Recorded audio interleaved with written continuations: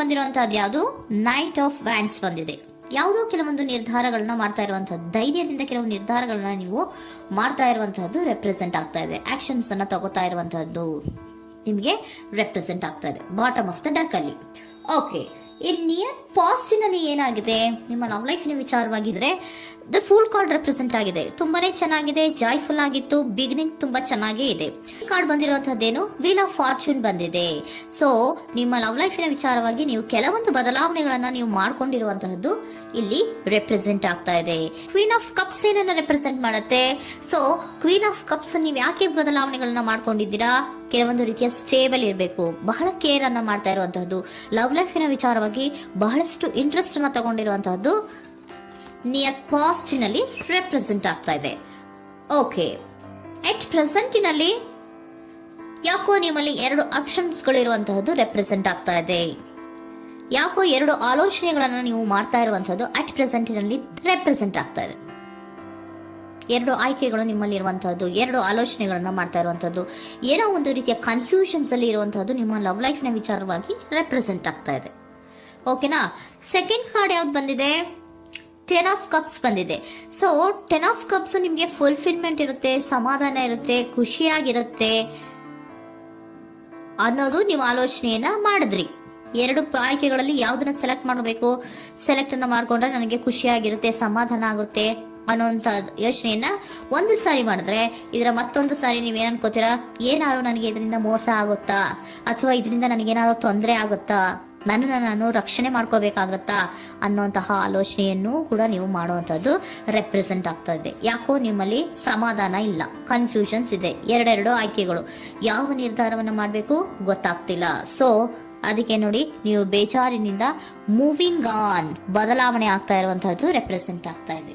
Changes ಅನ್ನ ಮಾಡ್ಕೋತಾ ಇರುವಂತಹದ್ದು ಇಲ್ಲಿ ಪ್ರೆಸೆಂಟಿನಲ್ಲಿ ರೆಪ್ರೆಸೆಂಟ್ ಆಗ್ತಾ ಇದೆ. ಯಾಕೋ ಬೇಜಾರಿನಿಂದ ಕೆಲವೊಂದು ರೀತಿಯ ಬದಲಾವಣೆಗಳನ್ನ ನೀವು ಮಾಡ್ಕೋತಾ ಇರುವಂತಹದ್ದು 6 ಆಫ್ ಸೋರ್ಟ್ಸ್ ಅಲ್ಲಿ ರೆಪ್ರೆಸೆಂಟ್ ಆಗ್ತಾ ಇದೆ. ನೀವು ಈ 6 ಆಫ್ ಸೋರ್ಟ್ಸ್ ಮತ್ತೆ ಏನನ್ನ ರೆಪ್ರೆಸೆಂಟ್ ಮಾಡುತ್ತೆ ಅಂದ್ರೆ, ನಾನು ಲವ್ ಲೈಫಿನ ವಿಚಾರವಾಗಿ ಒಂದು ಬೆಟರ್ ಆಪ್ಷನ್ಸ್ ಅನ್ನ ಸೆಲೆಕ್ಟ್ ಮಾಡ್ಕೋಬೇಕು ಅನ್ನುವಂತಹ ಆಲೋಚನೆಯನ್ನ ಮಾಡ್ತಾ ಇರುವಂತಹದ್ದು ರೆಪ್ರೆಸೆಂಟ್ ಆಗ್ತಾ ಇದೆ. ಓಕೆನಾ? ನೀವೇನಂದ್ರೆ ಅಟ್ ಪ್ರೆಸೆಂಟಿನಲ್ಲಿ ನಿಮ್ಮ ಲವ್ ಲೈಫಿನ ವಿಚಾರವಾಗಿ ಬೆಟರ್ ಆಪ್ಷನ್ ಬಗ್ಗೆ ಯೋಚನೆಯನ್ನ ಮಾಡ್ತಾ ಇರುವಂತಹದ್ದು, ಅದರ ಬಗ್ಗೆ ಸ್ವಲ್ಪ ಕನ್ಫ್ಯೂಷನ್ ಅಲ್ಲಿ ಇರುವಂತಹದ್ದು ಅಟ್ ಪ್ರೆಸೆಂಟಿನಲ್ಲಿ ರೆಪ್ರೆಸೆಂಟ್ ಆಗ್ತಾ ಇದೆ. ಬಟ್ ನಿಯರ್ ಫ್ಯೂಚರಿನಲ್ಲಿ ಏನಿದೆ? 3 ಆಫ್ ಸೋರ್ಟ್ಸ್ ಇದೆ. ಕೆಲವೊಂದು ರೀತಿಯ ಬೇಜಾರುಗಳಿರುವಂತಹದ್ದು, ನೋವುಗಳಿರುವಂತಹದ್ದು, ಕೆಲವೊಬ್ರು ಅಳ್ತಾ ಇರುವಂತಹದ್ದು, ಭಾವನಾತ್ಮಕವಾಗಿ ತುಂಬಾ ಫೀಲ್ ಅನ್ನ ಮಾಡ್ತಾ ಇರುವಂತಹದ್ದು ನಿಮ್ಗೆ ರೆಪ್ರೆಸೆಂಟ್ ಆಗ್ತಾ ಇದೆ. ಯಾಕೆ ನಿಮಗೆ ಆ ತರ ಆಗತ್ತೆ ಅಂತ ಅಂದ್ರೆ, ಡೆವಿಲ್ ಕಾರ್ಡ್ ರೆಪ್ರೆಸೆಂಟ್ ಆಗಿದೆ. ಸೊ ಡೆವಿಲ್ ಕಾರ್ಡ್ ಏನನ್ನ ಹೇಳುತ್ತೆ? ಅಡಿಕ್ಷನ್ಸ್ ಅನ್ನ ಹೇಳುತ್ತೆ. ತುಂಬಾ ಯೋಚನೆಯನ್ನ ಮಾಡುವಂತಹದ್ದು, ಮೇಲಿಂದ ಮೇಲೆ ನೀವು ಒಂದನ್ನೇ ನೀವು ಯೋಚನೆ ಮಾಡ್ತಾ ಇದ್ರೆ ನಿಮ್ಗೆ ಅಲ್ಲಾಗುವಂತದ್ದೇನು? ನೋವುಗಳೇ ಅಲ್ಲಾಗುವಂತಹದ್ದು. ಸೊ ಯಾತಕ್ಕೆ ಅಂದ್ರೆ ನಿಮ್ಮಿಬ್ಬರ ಮಧ್ಯೆ ಕೆಲವೊಂದು ರೀತಿಯ ಘರ್ಷಣೆಗಳಿರುವಂತಹದ್ದು ರೆಪ್ರೆಸೆಂಟ್ ಆಗ್ತಾ ಇದೆ. ಕೆಲವೊಂದು ರೀತಿಯ ಮನಸ್ಸು ಒಂದೇ ತರ ಆಲೋಚನೆಯನ್ನ ಮಾಡ್ತಾ ಇಲ್ಲ. ಒಂದ್ಸರಿ ಆ ತರ ಯೋಚನೆ ಮಾಡ್ತೀರಾ, ಒಂದ್ಸರಿ ಈ ತರ ಯೋಚನೆ ಮಾಡ್ತೀರಾ, ಕನ್ಫ್ಯೂಷನ್ ಅಲ್ಲಿ ಇರ್ತೀರಾ, ಏನ್ ಮಾಡ್ಬೇಕು ಗೊತ್ತಾಗಲ್ಲ. ಸೊ ಅದಕ್ಕೆ ನಿಮ್ಗೆ ಬೇಜಾರು, ನೋವು ಇರೋಂಥದ್ದು. ಮತ್ತೆ ನೆಕ್ಸ್ಟ್ ಕಾರ್ಡ್ ಬಂದಿರುವಂತದ್ದೇನು? 5 ಆಫ್ ಪ್ಯಾಂಟಿಕಲ್ಸ್ ಬಂದಿದೆ. ಸೊ 5 ಆಫ್ ಪ್ಯಾಂಟಿಕಲ್ಸ್ ಏನು?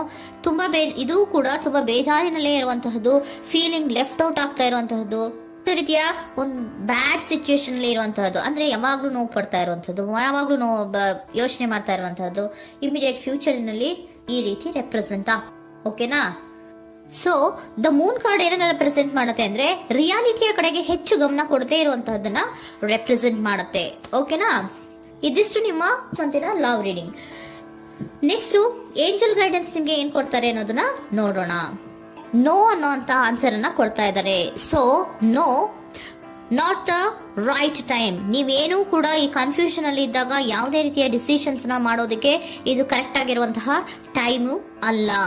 Perfect timing. So perfect timing ಅನ್ನ ಬಂದಾಗ ನೀವು ಕೆಲವೊಂದು ರೀತಿಯ ಡಿಸಿಷನ್ಸ್ ಅನ್ನ ಮಾಡ್ಬೇಕಾಗತ್ತೆ.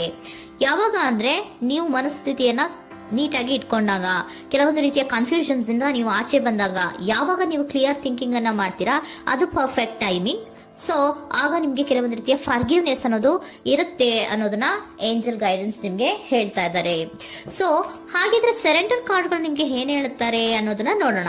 Surrender to your soul path. Your life journey has been perfectly designed for your soul growth. Embrace every lesson and every moment. ನಮ್ಮ ಜೀವನದಲ್ಲಿ ಬರುವಂತಹ ಎಲ್ಲಾ ಕೆಲವೊಂದು ಮೂಮೆಂಟ್ಗಳನ್ನ ನಾವು ಪರ್ಫೆಕ್ಟ್ ಆಗಿ ದೇವರು ಡಿಸೈನ್ ಮಾಡಿರ್ತಾರೆ. ಅದಂದ್ರೆ ನಮ್ಮ ಲೈಫಿನಲ್ಲಿ ಏನೇನ್ ಆಗ್ಬೇಕು ಅನ್ನೋದನ್ನ ಮುಂಚೆಯೇ ದೇವರು ಬರ್ದಿರ್ತಾರೆ. ಸೊ ಅದು ಹಾಗೆಯೇ ನಡೀತಾ ಇರುತ್ತೆ. ಓಕೆನಾ? ನಾವು ನಮ್ಮ ಲೈಫ್ ನಲ್ಲಿ ಬರುವಂತಹ ಪ್ರತಿಯೊಂದು ಲೆಸನ್ಸ್ ಅಥವಾ ಪಾಠಗಳೇನಿರುತ್ತೋ ಅಥವಾ ನಾವು ಏನನ್ನ ನಮ್ಮ ಜೀವನದಲ್ಲಿ ಬರ್ತಾ ಇರುತ್ತೋ ಅದು ಒಂದು ನಮಗೆ ನಮ್ಮ ಲೈಫಿನಲ್ಲಿ ಒಂದು ಲೆಸನ್ ತರ. ಸೊ ಅದನ್ನ ನಾವು ಎವ್ರಿ ಮೂಮೆಂಟ್ ಅನ್ನ ಕೂಡ ನಾವು ಎಂಬ್ರೇಸ್ ಸ್ವೀಕರಿಸಬೇಕು. ಯಾವಾಗ್ಲೂ ಕೂಡ ಅದನ್ನು ಸ್ವೀಕರಿಸಿಕೊಂಡು ಮುಂದೆ ಮುಂದೆ ಹೋಗ್ತಾ ಇರಬೇಕು. ಪ್ರತಿ ನಿಮಿಷವೂ ಕೂಡ ಒಂದೊಂದು ರೀತಿಯ ನಮಗೆ ಪಾಠ ಇದ್ದ ಹಾಗೆ ಅಂತ ಹೇಳ್ತಾ ಇದ್ದಾರೆ. Surrender unhealthy relationship. Surrender unhealthy relationship. Let go a relationship that don't serve you, including unavailable or toxic people. You deserve to be treasured by others and to be surrounded by positive people. Unhealthy relationship ನ ಕಡೆಗೆ ಹೆಚ್ಚು ಗಮನವನ್ನ ಕೊಡಬೇಡಿ. ಈ toxic people ನ ಕಡೆಗೆ ಹೆಚ್ಚು ಗಮನವನ್ನ ಕೊಡಬಾರ್ದು. So ಯಾವಾಗ್ಲೂ ನಾವು ಪಾಸಿಟಿವ್ ಆಗಿ ಥಿಂಕ್ ಮಾಡುವಂತಹ, ಪಾಸಿಟಿವ್ ಆಗಿ ಆಲೋಚನೆ ಮಾಡುವಂತಹ ಜನಗಳ ಜೊತೆಯಲ್ಲಿಯೇ ನಾವು ಹೆಚ್ಚು ಇರಬೇಕು ಅನ್ನೋದನ್ನ ನಿಮಗೆ ಸರೆಂಡರ್ ಕಾರ್ಡ್ ಹೇಳ್ತಾ ಇದ್ದಾರೆ.